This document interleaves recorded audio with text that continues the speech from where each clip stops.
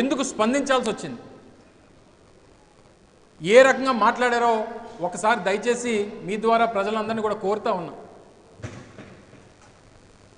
ఒకసారి ప్రజలందరూ కూడా చూస్తే వారి తాలూకా బరితెగింపు,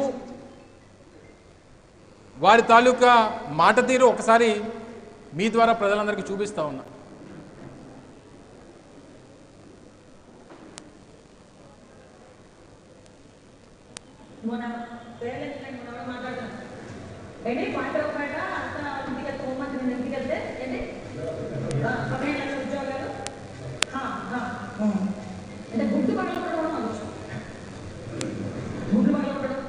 అన్నీ కూడా మాకు వచ్చు, నేను మాట్లాడతాను. నేను ఒకటి చెప్తున్నా, మంచి చేస్తాను.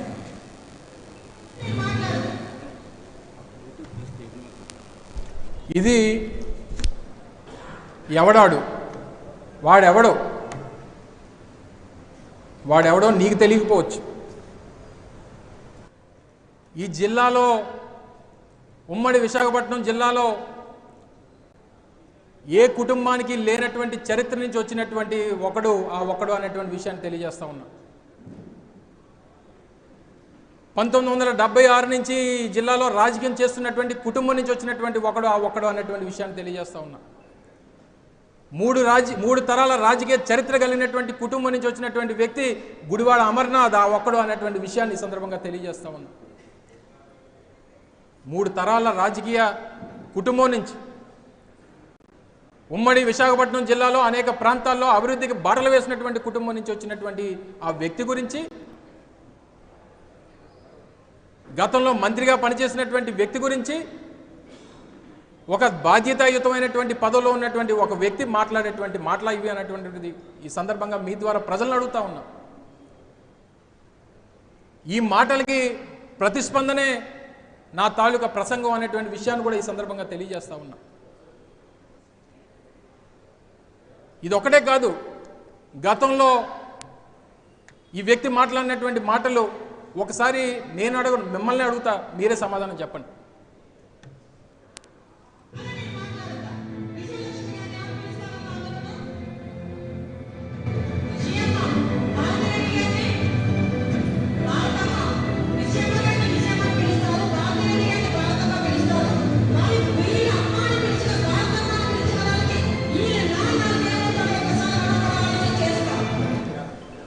చెప్పండి.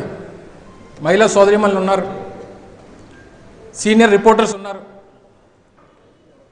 భారతిరెడ్డి గారిని భారతమ్మ అని పిలుస్తారు,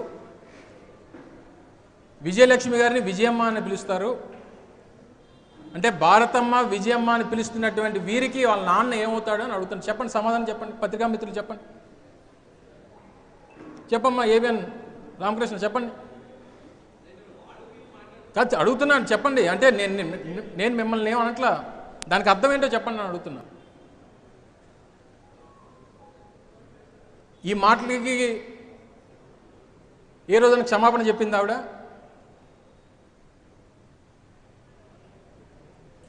ఒక రాజకీయ నేపథ్యం ఉన్నటువంటి కుటుంబం, ఒక ముఖ్యమంత్రి భార్య గురించి, ఒక మాజీ ముఖ్యమంత్రి భార్య గురించి, దివంగత మహానేత రాజశేఖర రెడ్డి గారి భార్య గురించి, వైఎస్ జగన్మోహన్ రెడ్డి గారి భార్య గురించి మాట్లాడినటువంటి మాటలు ఈ రకంగా ఇంత నీచంగా మాట్లాడితే ఏ ఒక్కరు తెలుగుదేశం పార్టీలో ఈరోజు మాట్లాడుతున్నటువంటి సోకాల్ నాయకులు, సోకాల్ మంత్రులు,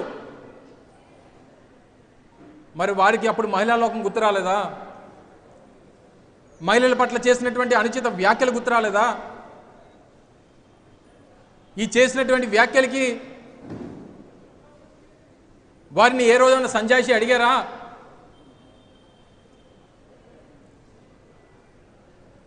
ఈ రకమైనటువంటి తప్పుడు మాటలు మాట్లాడుతూ ఎవరన్నా ప్రశ్నిస్తే వారి మీద కేసులు పెడుతూ, సామాన్యమైనటువంటి ఒక సోషల్ మీడియా కార్యకర్తను తీసుకొని వెళ్ళి 30-40 పోలీస్ స్టేషన్లో కేసులు పెట్టి వారిని ఇబ్బంది పెడతా ఉంటే, ఈ ప్రాంతంలో ఉన్నటువంటి నాయకుడిగా మా కార్యకర్తలకు భరోసా ఇవ్వాల్సినటువంటి బాధ్యత ఉన్నటువంటి మాలాంటి వారు తిరగబడకపోతే మరింత పేట్రేగిపోయేటువంటి పరిస్థితులు వస్తాయి. దానికి అడ్డుకట్ట వేయడానికి మాత్రమే నా తాలూకా ప్రతిస్పందన అని చెప్పి ఈ సందర్భంగా తెలియజేస్తా ఉన్నాను.